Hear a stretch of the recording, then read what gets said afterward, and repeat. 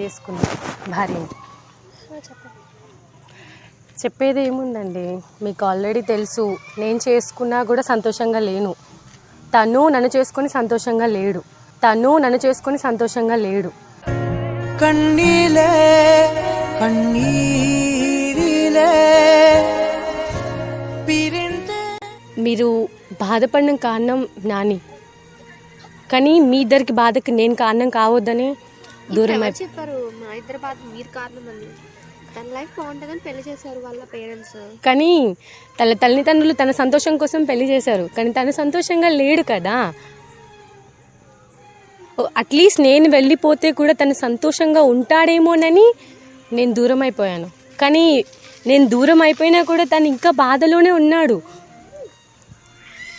ఇప్పుడు నన్నేం చేయమంటారు? తను బాధపడితే నాకేంటి? ఇప్పుడు నేనేం చేయాలి? తను మీతో ఉంటే సంతోషంగా ఉంటాడు. ఈ ప్రపంచంలో తను సంతోషంగా ఉంటే అందరికంటే ఆనందపడేది నేనే.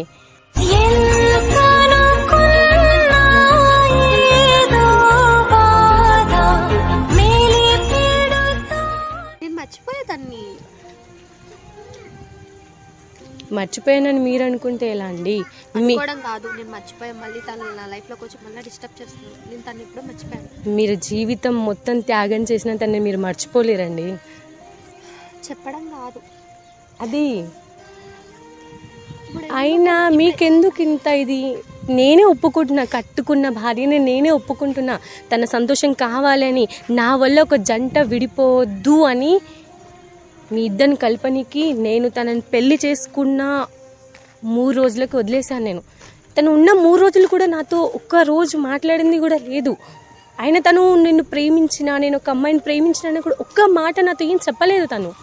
అయినా కూడా నేను తనని అర్థం చేసుకున్నాను. నా వల్ల ఇలాంటి ఇబ్బంది కలగొద్దు, ఇష్టం లేని పెళ్లి చేసుకున్నాడు.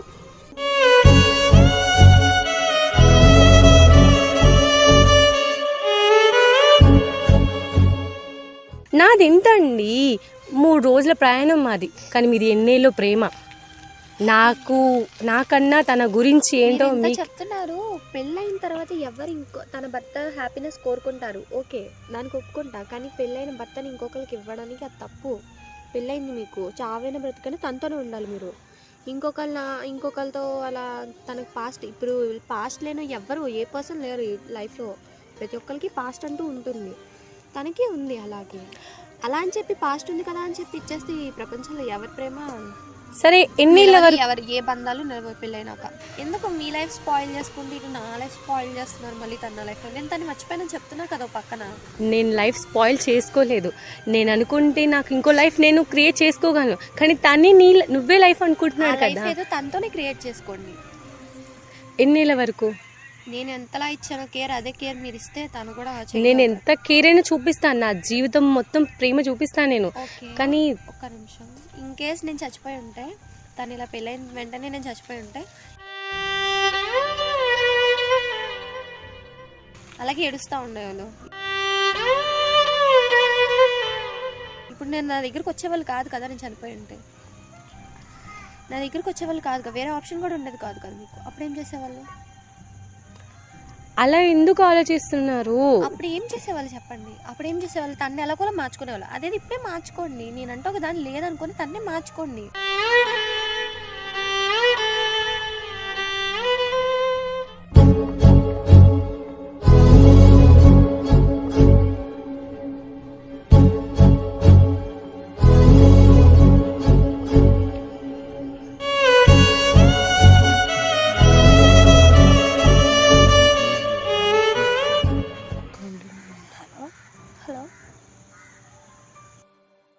నీకేమైనా మెంటలా? ఏం చేస్తున్నా అర్థమవుతుందా నీకు? ఏమైంది? ఎందుకు తన్నెందుకు పిలిచాను? నేను చెప్పాను మొన్నే కదా కాల్లో చెప్పాను తను రావాల్సిన అవసరం లేదని. ఇప్పుడు ఎందుకు తన్నెందుకు లాక్కొచ్చి అసలు తన్ని బాధపడితే ఇటు నన్ను బాధపడితే అసలు ఏం సాధిద్దామని అనుకుంటాను నువ్వు? అసలు ఏమైంది ఫస్ట్ అది చెప్పు. తన నా దగ్గరకు వచ్చింది. ఎవరు? నీ వైఫ్.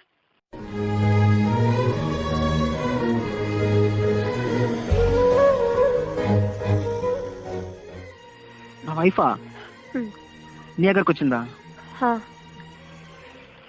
నాకు తెలీదు. బాగా నటిస్తున్నారు. నాకు తెలీదు నిజంగా. అదే బాగా నటిస్తున్నారు అంటున్నా. నాకు నిజంగా తెలీదు. నేను తీసుకొస్తా అని చెప్పాను. నువ్వు బాధపడుతుంటే ఇంకే ఎందుకు ఏడిపించడం అని చెప్పి నేను అప్పటికే ఆగిపోయా. నేను ఏమన్నా ఉంటే నేను మాట్లాడదాం అనుకున్నా. మీ నటనలకి ఆస్కార్ అవార్డు ఇచ్చినా తప్పలేదు. నిజంగా నాకు తెలీదు. తెలియకుండానే ఇంతలా డ్రామా నటిస్తున్నావు. నేను నిన్ను కేవలం నువ్వు హ్యాపీగా ఉంటే చూద్దామా అని చెప్పి ఆ ఫీల్ తో. సరే విను, ఇప్పుడు నువ్వు చెప్పకుండా నువ్వు తెలియకుండా నా అడ్రస్ ఎలా తెలుస్తుంది, నేను ఎక్కడున్నా ఎలా తెలుస్తుంది, ఎలా వస్తుంది? నిజంగా తన దగ్గరకు వస్తా నాకు తెలీదు. ఎవరైనా అలా వస్తారా? నేను మాట్లాడిస్తా అని చెప్పి నేను జస్ట్ ఫోన్ మాట్లాడిచ్చా. తను నా లైఫ్ లోకి నుంచి వెళ్ళిపోయిన తర్వాత నేను ఒంటరిగా ఉంటానని చెప్పా. అర్థమైందా? అసలు ఏం మాట్లాడుతున్నారు అర్థమవుతుందా? తనేమో తనతో హ్యాపీగా ఉండు, తన్ని పెళ్లి చేసుకో అని తను చెప్తాది, నువ్వేమో కేరింగ్ ఇవ్వ. అసలు ఏం మాట్లాడుతున్నారు? మీరు నా లైఫ్ తో ఆడుకుంటున్నారు. ఎందుకు మీకు? నన్ను ఇలా బతకనిస్తారా కొంచెం ప్రశాంతంగా? ఏదో నా బతికేదో నేను బతుకుతున్నాను, ఇట్లా కూడా బతకనివ్వరా ఏంటి నన్ను? ఎవరి హ్యాపీనెస్ వాళ్ళు కోరుకుంటున్నారు, మరి నేనేం చేయను? నేను చెప్పాను నాకు నీతో ఉన్నా నేను హ్యాపీగా ఉండలేను, నేను నీతో ఉన్నా నేను హ్యాపీగా ఉండలేను. నేను నాతో ఉండమని చెప్పలే, నేను నీ హ్యాపీనెస్ కోసం వచ్చాను నీ లైఫ్ లోకి. అది అర్థం చేసుకుంటే చాలు. నాకు అవసరం లేదు నా హ్యాపీనెస్, నాకు అవసరం లేదు. నాకు ఎవరు భిక్ష పెట్టే హ్యాపీనెస్ నాకు అవసరం లేదు. నువ్వంటూ నీకు పెళ్లి అయింది, ఇంకా నీ లైఫ్ ఏదో నువ్వు చూసుకో. మీ అమ్మ వాళ్ళు నువ్వు హ్యాపీగా ఉంటావని కదా పెళ్లి చేస్తారు. అందరికి ఫస్ట్ లవ్ అనేది సక్సెస్ అవ్వాలని రూల్ ఏం లేదు. అట్లా సక్సెస్ అయ్యి ఉంటే ఉన్నానా, హ్యాపీగా ఉన్నానా? నువ్వు హ్యాపీగా ఉన్నావా లేదా నేను చెక్ చేసా. నేను హ్యాపీగా ఉన్నానా లేదని చెప్పి నువ్వు చెక్ చేసావా? నువ్వు హ్యాపీనెస్ నాకెందుకు? నీకు పెళ్ళి తను చూసుకుంటది నీ హ్యాపీనెస్ గురించి. ఇప్పుడు నాకెందుకు నీ హ్యాపీనెస్? నువ్వు హ్యాపీగా ఉంటే నాకు ఎలా ఉంటే నాకెందుకు చెప్పు? తను నా హ్యాపీనెస్ ని చూసుకున్నది నీ దగ్గరికి ఎందుకు వస్తుంది? 3 days కి నా లవ్ గురించి తెలుసుకుని నా మనసులో ఇంకా నువ్వే అని చెప్పి దూరం ఎందుకు వెళ్తుంది? మీ బతుకులేదో మీరు బతుక్కోండి, మీ చావేదో మీరు చావండి. నా లైఫ్ లోకి అయితే రావద్దు. ఇంక లైఫ్ లో నాకు ఫోన్ చేసి ఇలా కలవడం ఇలాంటివి ఏం చేయొద్దు. హ్యాపీగా ఉంటావా? హ్యాపీగా ఉంటావా? ఉంటా ఉంటా. నీ మనసులో కరెక్ట్ చెప్పు. నువ్వు నవ్వుకుంటా హ్యాపీగా ఉంటా అంటే మళ్ళీ నీ లైఫ్ లోకి రాను. నేను హ్యాపీగానే ఉన్నా, నేను లేని చెప్పా కదా నీకు ఆల్రెడీ చెప్పా. ఎక్కడ హ్యాపీ, ఎక్కడ హ్యాపీగా ఉన్నావు నువ్వు? ఎక్కడ హ్యాపీ నువ్వు? నా మీద ఒట్టేసి చెప్పాను, చెప్పావా? నేను ఒట్లేను. ఎందుకేవో నా మీద ఒట్టేసి చెప్పి నేను వెళ్ళిపోతాను చెప్పా కదా. మరి ఎందుకేవో? మరి ఏ ఆర్గ్యుమెంట్ చేయాల్సిన అవసరం లేదు, నేను ఒకరికి ప్రూవ్ చేసుకోవాల్సిన అవసరం లేదు. నేనేంటో నాకు తెలుసు. ఇది ఆర్గ్యుమెంట్ కాదు. నువ్వు హ్యాపీగా ఉంటే చాలు, నేను అది కోరుకున్నా. నువ్వు హ్యాపీగా లేవు. నేను హ్యాపీగానే ఉన్నా. సరే ఇప్పుడేంటి? సరే ఇప్పుడేంటి? సరే నేను మళ్ళీ చెక్ చేస్తాను. నీ చెకింగ్ ఏంటి? నా లైఫ్ గురించి నువ్వెవరు చెక్ చేయడానికి? ఈ లైఫ్ ఏదో నువ్వు చూసుకో. నా లైఫ్ లోకి ఎందుకు రావాలనుకుంటున్నావు నువ్వు? ప్రేమ లేదా? లేదు. ఇష్టం లేదా? లేదు. మరి ఆ కన్నీళ్ళ కారణమైంది? నాకేం కన్నీళ్ళు లేవు. మరి ఎందుకు ఏడుస్తుందని వాయిస్ లో తెలుస్తుంది. నాకు ఎందుకు ఏడుస్తున్నావు? మరి నేను ఏడవట్లేదు. ఏడవట్లేదా? ఫోన్ కట్ చేసే.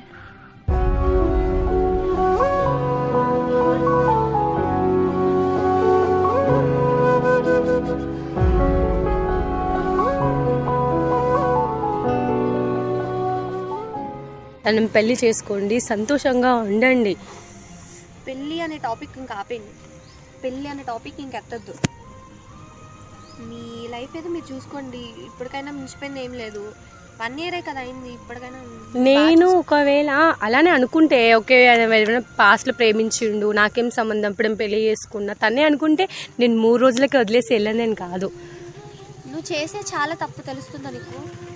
తప్పు అని నాకు తెలుసు. ఒకసారి పెళ్ళైన తర్వాత అలా విడిపోవడం, అలా వేరే అమ్మాయి కోసం అలా అంతా తప్పు. చావైన బ్రతకని మీకు తనతోనే ఉండాలి. అర్థం చెప్పినా నా నుంచి అయితే మీకు ఏ ప్రయోజనం ఉండదు. ఇంకోసారి నన్ను మీట్ అవ్వడం ఇలాంటివన్నీ చేయబాకండి. నిన్ను కూడా ఒక అమ్మాయిని కాబట్టి ఇప్పుడు కూడా మించిపోయింది ఏం లేదు. మీరు తనకు మంచి లైఫ్ ఇవ్వచ్చు. మీరు తీసుకునే కేరింగ్ ని బట్టి ఉంటుంది. మీరు మంచి కేర్ తీసుకుంటే తను మారచ్చు. మారడానికి ఛాన్సెస్ 100% ఉంటాయి. మీరు తీసుకునే విధానం బట్టి ఉంటుంది. మీరు నన్ను డిలీట్ చేయమని చెప్పట్లేదు. నాకన్నా మంచి ప్రేమ ఇస్తే వాళ్ళు చేంజ్ అవ్వచ్చు. అది తనకంటే బెటర్ ప్రేమ తనకి దొరకలేదు కాబట్టి మీరు నాకన్నా మంచి ప్రేమను మీరు అందిస్తే ఉంటుంది. మీరు ఆలోచించే విధానం సరిగ్గా ఆలోచిస్తే ఉంటుంది.